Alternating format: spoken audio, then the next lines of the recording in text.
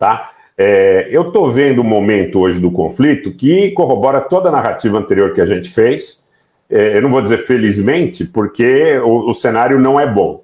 O cenário não é bom. O cenário, gente, não é de esperança, né? Esse agravamento da questão dos bombardeios, a questão do corte da faixa de Gaza no meio, esse cenário não é de esperança. Esse cenário, ele leva a crer, da maneira que está acontecendo hoje, da maneira que está acontecendo nesse momento, ele leva a crer, Rui Abreu, boa tarde, que nós tenhamos aí um problema muito sério em relação à população palestina na faixa de Gaza. Já destruíram a faixa de Gaza.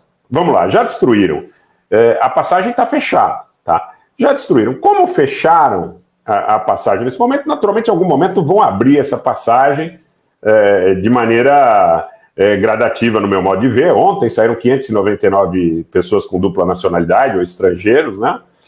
E os feridos estavam saindo às dezenas, teve dia que saíram centenas de feridos. Agora, esse pessoal que está em Gaza, que está deslocado internamente, eles não têm mais onde morar. Vamos pensar junto para que a gente possa falar coisa com coisa aqui, né? Para a gente não fazer locubrações vazias, né? E entrar naquela coisa do que nós gostaríamos que fosse. Essas pessoas não têm onde morar, tá? Será necessário um processo, de alguma forma, de reconstrução. Necessário um processo de reconstrução que demandará que essas pessoas sejam alojadas em algum lugar, em algum tempo. Para mim, o que está acontecendo agora é uma negociação entre o governo do Egito, eventualmente entre alguns outros governos, porque eu já vi hoje aí comentário de algumas monarquias do Golfo dizendo que aceitariam milhares de palestinos. Os americanos estão no Oriente Médio, o Antony Blinken está no Oriente Médio, tentando negociar situações que permitam que haja uma realocação desses palestinos, tá? Não tem condição, a faixa de Gaza já, nesses quase 30 dias, ela já se tornou inabitável. Não tem condição de morar na faixa de Gaza. O objetivo desse conflito, sem dúvida nenhuma, é mudar o governo na faixa de Gaza. Está sendo apresentado ao mundo como combate ao terrorismo. Mas o objetivo, o princípio, é mudar o governo. Colocar um governo amigável para o interesse das grandes corporações petrolíferas transnacionais. Então o pessoal fala muito, da BP britânica, British Petroleum, ok, é verdade.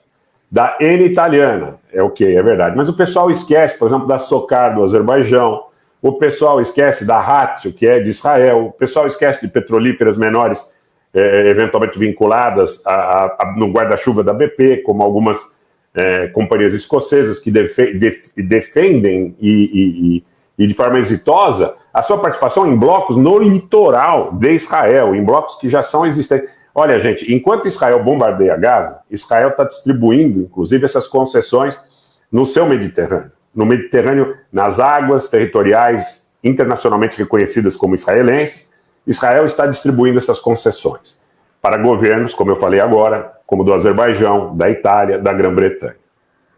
O objetivo deste embate encarniçado, aonde existe uma quantidade de mortes que dia a dia assusta, aonde existem imagens que todos os dias assustam, por isso que eu veiculo muita coisa no Telegram com spoiler, que são imagens que assustam, tá? É mudar o governo de Gaza. É simples, não precisa fazer muito malabarismo, não precisa ser muito inteligente para entender. O Blinken está lá no Oriente Médio fazendo gestões diplomáticas para que o mundo árabe, de alguma forma, né, que hoje é mormente aliado dos Estados Unidos, você não vai ouvir isso em outros canais, talvez da maneira tão enfática como eu coloco aqui, porque às vezes as coisas perdem a graça, porque tem gente que está esperando uma coalizão árabe para enfrentar Israel. Que coalizão árabe que vai enfrentar Israel se o governo dos Estados Unidos permite negociações, é permitido ao governo dos Estados Unidos negociações com esses governos que levam o Egito e a Arábia Saudita a derrubarem mísseis que são lançados do Iêmen com direção a Israel, que leva a Jordânia a derrubar drones que são lançados da Síria por grupos pró-iranianos em direção a Israel.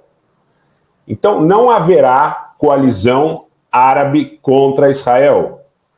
São Paulo marca 18 horas e 30 minutos desse domingo 5 de novembro, não haverá coalizão árabe contra Israel.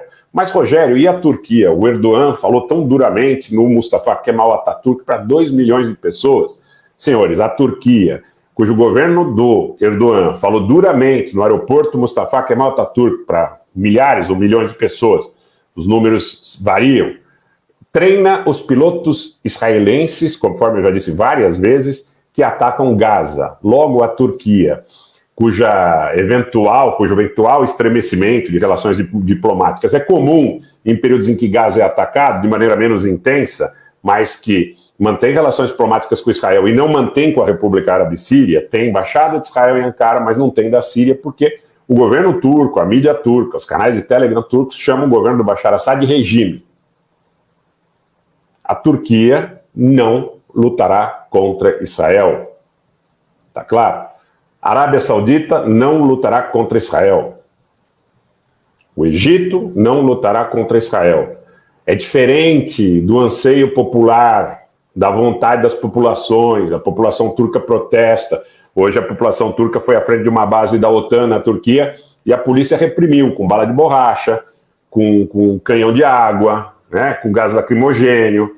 Desceu o sarrafo, porque a população é diferente do governo. O governo da Turquia não vai lutar contra Israel, as agências de inteligência turca e israelense cooperam.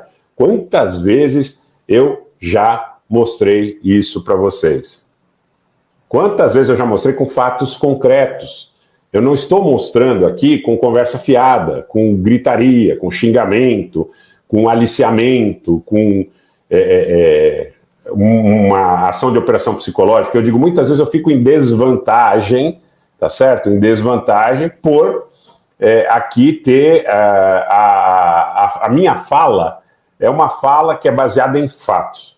Eu não viso nenhum objetivo além de informar correta e decentemente o público que me acompanha. O público que me acompanha soube com antecedência de muita coisa nesse conflito que vem se confirmando. Se em algum momento a gente errar, ok, nós temos a humildade para saber já de antemão que nós não acertaremos sempre quando se trata de subjetividade, quando se trata de opinião. Às vezes uma informação mais bem recebida e até aquilatada ajuda, tá?